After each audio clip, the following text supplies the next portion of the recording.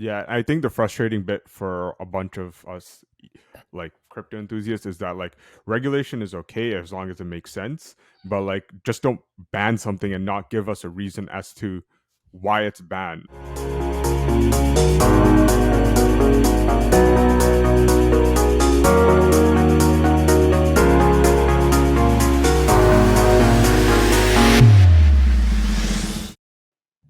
What's up, everyone? You're watching Select All Podcast, episode 15. We've made it to episode 15, which is awesome. Yeah, so today you have myself, the coding nerd. I love to program on my free time. That's what I do. We have Mo, the grumpy engineer, and we have Ali back, the marketer. Hey, Thank you so much coming back. Hopefully the trip was good, and we can talk about that later. But so today we have a interesting episode for you. Today we're going to change it up again. We aren't going to be talking about a product today, but we're going to be talking about personal branding. We think it's especially important nowadays in this market with all the layoffs that are going on. A lot of people are kind of being laid off of their jobs. And so we want to just talk about personal branding and how that affects you in this marketplace and things along those lines. And then we have Coinbase and staking as well. We're going to be talking about the recent developments there and how that's being kind of affected and going forward. So how about you kick us off, Mo? Like let's talk about personal branding and bring that up. yeah. This is something that caught up. I was thinking about just because there's been a lot of layoffs in the tech industry. It's not affecting just like the regular marketers, recruiters. It's also starting to hit engineers, and just wanted to give some advice outside of the norm for like getting a new job, like which is just revamp your lead. What is it? Lead code and revamp Lead your code. resume. Like I think a big thing that could really be what's a boost would be just bumping up your branding. Like a lot of business decisions come down to branding, and I think if you build a good reputation and presence within your industry, like it will just make that the job hop a lot easier and probably benefit you personally. Right. Yeah, no, I agree. I think branding is very important. I know there's a distinction between what your brand is and versus what things like your logo are and your brand quote unquote materials. Brand is generally what people think of you, right? From my understanding. And so it's but you can facilitate that by the things you put out, right? And how you represent yourself going forward. So is there any kind of advice as to how you would improve your brand? Do you know exactly like these are the things I would do or stepping stones I would do to improve your brand? Yeah, definitely. I think sorry, sorry I cut you off, but No, I think if you're really starting from zero, like if you're an introverted engineer or data scientist or like one of those like back of the computer, like you don't really interact, I think that needs to start changing on a local level. Like within your company, you should start to be more present. Like it's as simple as, turning on your camera, being proactive with, I guess, leadership, because when it comes down to layoffs, like if they see your face versus some guy that always has their camera off, doesn't reply to messages, not helpful, like you're like when they're going between the two, they're going to choose most likely the person, all things being equal, more more likely towards the guy that they don't know, right? Like Right. if they attach a persona to your work, like you're just having that mind presence within leadership and when they're making these kind of decisions is very helpful. Definitely. Ali, you were gonna yeah, say? yeah. I think just I think more kind of touched on it. It's just like being present. I think there was a shift for a little bit where like everybody was like worried about having like a presence online, and people are changing their like Facebook names so, like that way you can't find them and stuff like that. Um, I think if you don't have the best profiles, you might need to do that. I think also not having anything at all is not good either. I think if they're like looking you up or trying to find you, or just having like that, your brand online, even it doesn't have to be like a brand like you're saying, like like the full. You don't need to have like a logo, like you were saying, go in there and all that. Right. It's like having just a presence and like who you are, and so it's two ends. You don't have to. I don't think you need to go all out with like putting out all this content on programming and all that, but it's just also being like professional, I guess. Mm-hmm. Mm-hmm. Yeah, I would agree. And what I meant by the brand, just to clarify, but what I meant by the logos and brand is like that's how companies think of their brand, right? Yeah. Like this is Yeah. our logo is our brand, and that's not necessarily the case. It's how a consumer feels about your company, Yeah. right? That's truly what a brand is. But it kind of can be applied to the person as well, as Mo was saying. If you have all things equal, if you're not being seen, you're not participating, you're not kind of you don't have that attention associated with you, then you're more likely going to be the one that gets let go, right? People, we're social creatures. We're going to try to attach ourselves to the people that we know, right? And so we're going to have some sort of sympathy and compassion towards the people we know. And unfortunately, the ones that we don't know, it's harder at that point to justify that action. Again, all things being equal, right? Like if the person who doesn't turn on their camera is a 10x programmer and the one that does isn't, then it's not as Honestly, easy. I don't know. I would still. You never know. Just people, just seniors knowing your name goes a long way. Like That's true. But I mean, the 10x programmer, they can forego the video stuff because the But if they don't presence. know you, right? If they don't even But know that you're their contributing, work is their presence. What is, I think, what culture, like that also yeah, plays into it, right? yeah. Yeah. If you're basically fixing all the bugs and your code is impeccable all the time and you're making tectonic shifts in how the company's operating, they're not going to let you go. Then you have a little bit of free reign in that, so to speak. I But think even then, yeah, still, like if they don't know you at all, right? you you'll be surprised at tech companies, as long as you're not an asshole. Like Yeah, that's Yeah, very yeah, important. If yeah, you're a very toxic person and you're a 10x yeah, programmer, then nowadays like people tend to just turn you off unless you're working for yeah. Elon Musk. Um, they'll kind of say, okay, we don't want that in our culture, right? And Yeah. I've had that personally. Like there was a programmer that worked with us. He's a really good programmer, brilliant, but he was just a toxic personality. Just called other people's code shit. Like just did not like kind of start from a place of let me teach rather than criticize. But he was just always criticizing, and that just didn't end up working out, right? And he got laid off, right, for that reason. Mm-hmm. Mm. And I think I like if you want to expand like just the local presence within your team or your company, whatever. I think it's also like, I mean, this is applicable to everyone. Just writing about what you're doing or what you're learning, like that's applicable to at any level. Like if you're a junior programmer, like say every junior programmer, like new grad, has like a portfolio, or you should have a portfolio of projects, right?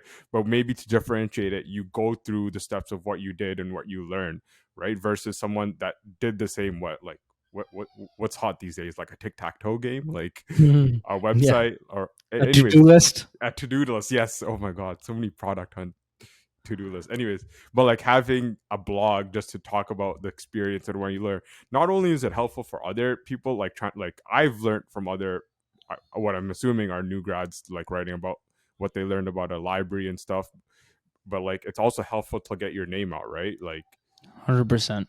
I was gonna say the exact same thing about blogs. I have someone on my team that wrote a blog that got kind of shared by a fairly high executive in IBM, and he was like, "Oh, thank you so much for kind of pushing me to do this because it does actually get your name out there, right? It does sort of create a brand, especially if you write solid blogs, right? Like if you put some time into it, it can go a long way." Sorry, Ali, I cut you And off. yeah, I was gonna say like depending on who, like I guess you also gotta know like who's going through the hiring process, because like yeah, if you have like amazing code on like GitHub or more technical, whatever the field is, like really technical stuff, the person hiring, I don't know if they always know all that technical stuff. mm-hmm. So a blog, they might be able to swallow it easier, or at least understand that you understand the kind of concepts, Right. right? Compared to just looking at a bunch 100%. of code or whatever the technical. Yeah, to So, get in the door initially, for sure. I think Yeah. eventually you'll hit Yeah. an interview phase where like technical people interview you, Yeah. but Yeah. Yeah. Like that definitely to first get your step. foot in. Yep. Yeah, 100%. For sure. All right. That's kind of what we have for today for branding. I think it was an interesting conversation. Wish we had more time. If you have any questions, please put them in the comments. We'd love to really dig into this. It was a very interesting topic. The next thing we want to discuss is Coinbase. Mo, you had mentioned this Coinbase and staking. We don't actually know too much, so let us know. not Coinbase, Kraken. Sorry, Kraken, Kraken. Kraken this week just reached a settlement with the SEC regarding their staking service. Essentially, they are shutting staking down for U.S. customers um, Hmm. because the SEC. I'm not, again, the financial terms are something we're still catching up on, but something about it just not being qualified enough to offer staking to retail clients. This is another, I guess, another turn of the knob of the SEC or a bunch of government agencies just trying to regulate crypto for the broader audience. I think the ruling was that like staking is like uh, lending your assets, and you have to go through a different regulatory hurdle to clear that legally for your customers. And Hmm. apparently, Kraken didn't meet that hurdle because I think specifically Kraken is an exchange. There's other companies out there that deal in crypto but are not exchanges, and they might be clear of the staking regulation, but it has tanked Bitcoin, ETH, especially because ETH is proof of stake now. Hmm. Um, yeah, Interesting. a lot of crypto companies are not happy about this, and most regular customers are not, because like staking is Yeah. a great way to use your assets not only to secure your network but also use funds if they're just lying in your wallet. Yeah, and just allow them to grow, right? Like it's like any other savings account.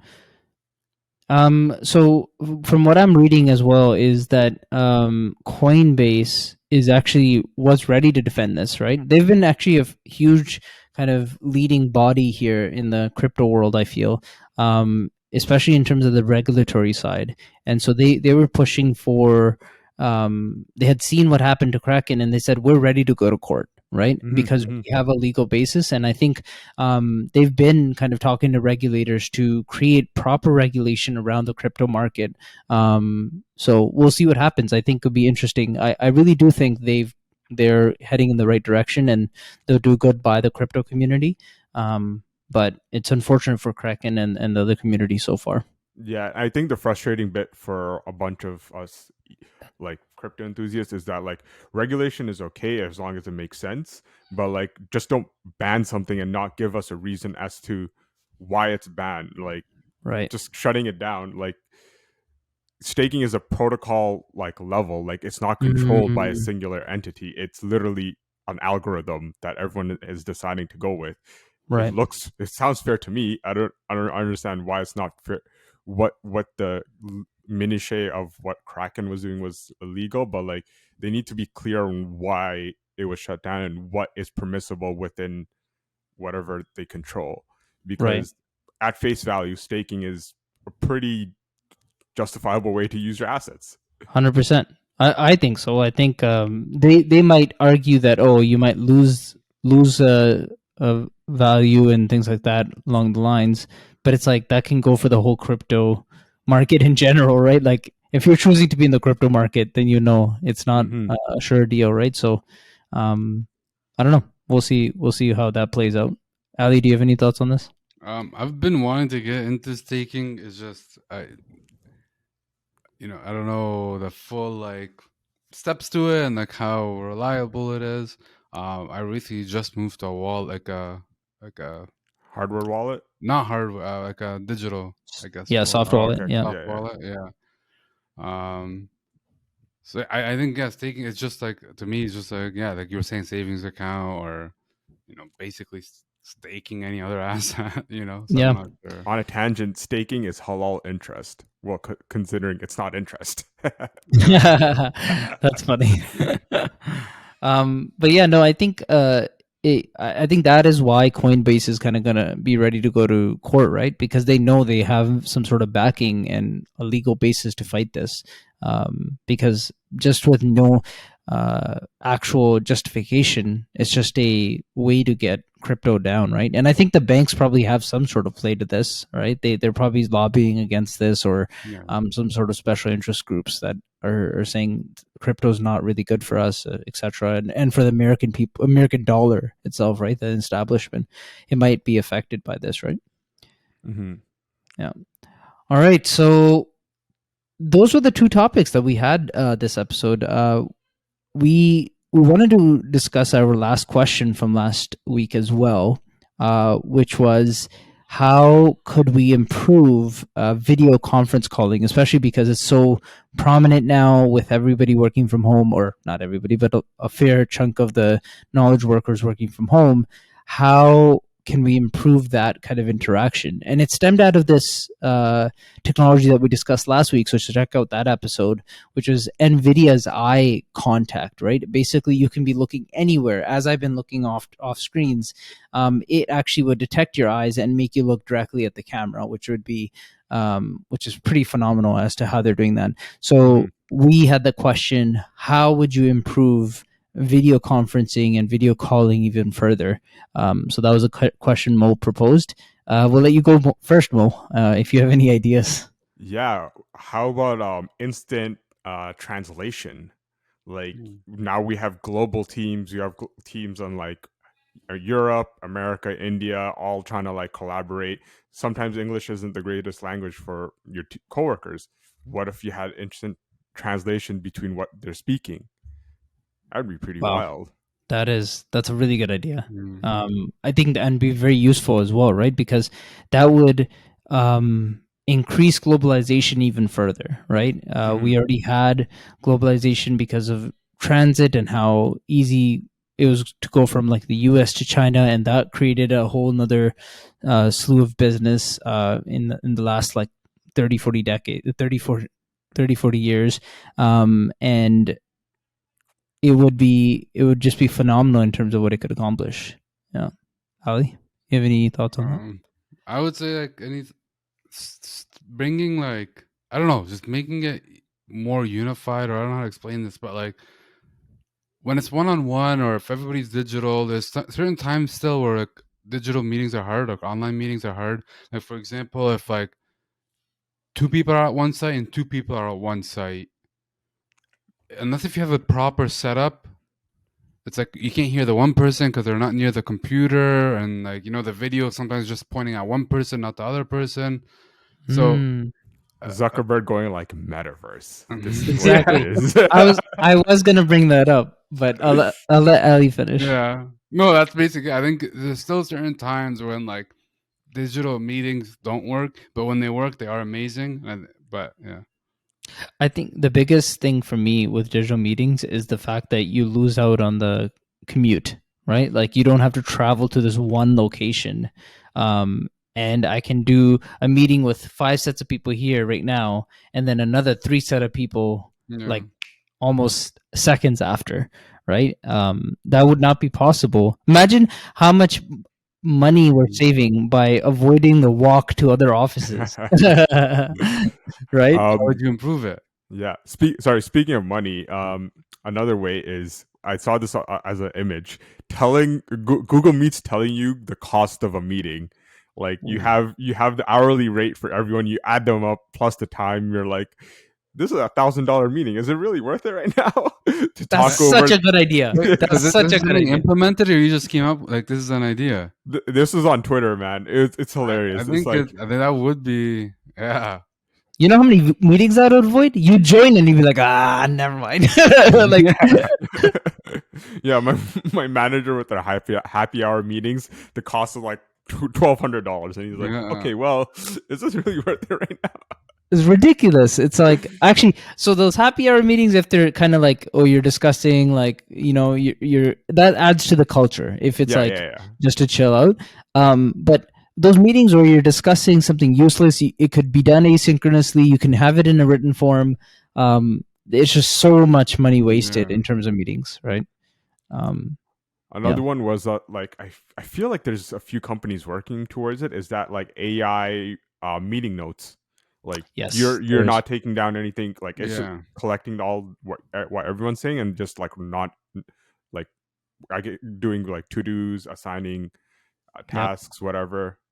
Honestly, I'm just surprised that hasn't been worked on a lot more before, because I think that is a very useful kind of thing to I bring feel in. like that's a Chat GPT thing. Yeah, It does. exactly. If you But, upload a bunch of notes, it will like give you the. But yeah, it doesn't keep. yeah. Well, large language models have been around for a while, right? And so, well, not for a while, but like in the near future. So it's like instead of concentrating on ChatGPT, people could have concentrated on this as well. But then I guess they have, right? Would you not be worried about it not picking up on everything? Like, would you still need a human check? And if you do need a human check, wouldn't it I'm just assuming be? it'd be editable, right? Like you'd review what and add anything. But I Yeah. honestly that would save me so much pain. Like going after the meeting, trying to digest what was just said, and then trying to come up with like actions or conclusions. 100%. Yeah, and if it was real time, then that would be Well, useful because you could, if it Microsoft is going missed to be something. with doing that. And did you guys hear Google's is like not having the best? Like Google's is failing. That's a next episode thing. But Yeah, yes, exactly. the AI wars are heating up. Yeah. Actually, so that could be the next question. Who do you guys think is going to win the next AI war? Is it going to be Google? Is it going to be Microsoft? Let us Or know a in the random comments party. below. Or a random is party. is Chat GPT enough for you to go start using Bing? Yeah. Exactly. All right. Thank you everyone for listening. We really appreciate it. Please subscribe and like the podcast. We really appreciate that. That really helps us. And let us know what we should talk about next. If you guys have any ideas, we will definitely be listening to those. And yeah, thank you for your time. Till next time. Take care.